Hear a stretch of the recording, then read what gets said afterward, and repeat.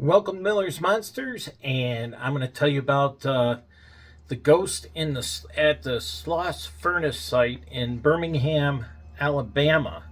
And this was a steel mill. I think it was around 1988 that it was built. And well, throughout time, the steel mill has been the site of death. Obviously, working in steel, safety not being as prevalent as it is now in society.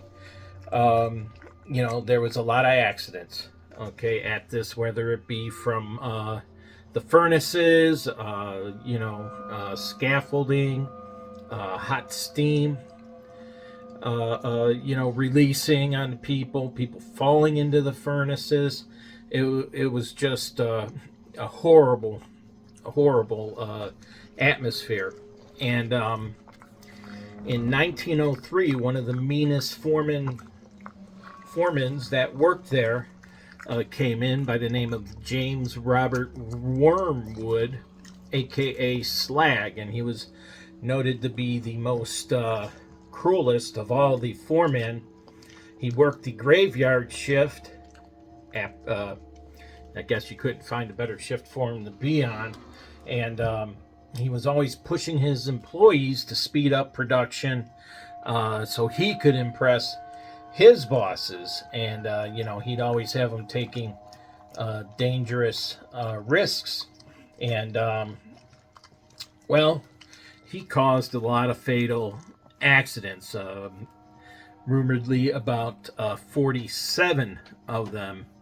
Eventually, he became victim of an accident himself, and in 1906, he tumbled from the top of the highest glass furnace into a huge mixture of molten iron and died instantly. And there are some rumors that maybe the workers kind of helped him a little bit. Wink, wink, nudge, nudge, say no more. But the other theory is he became dizzy from methane gas and lost his balance. And, Mr. Slag had never gone up to that point at any time during his graveyard shift rule. So that's what kind of fueled the rumors there. And it's said that Mr. Slag hasn't really left the place, and he has been out for revenge since his accidental death. And a watchman said he was being pushed from behind and told to get back to work in 1929. The workers have complained constantly of an unnatural presence on the job in 1947, and in 1947, 3 supervisors were found knocked out in a small boiler room with no explanation. And when they regained consciousness, all 3 described being approached by a badly burned man who told them to get back to work. Just like Mr. Slag would do on the graveyard shift. Get back to work. No care in the world except impressing his bosses.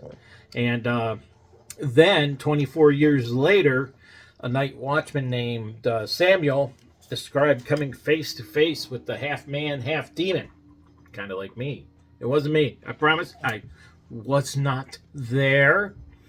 I wasn't even bored yet during that time, although I am hundreds of years old, so I think I was out of the country, in the Caribbean, something like that. But anyways, he said he ran into this half man, half demon who attempted to push him up the stairs, and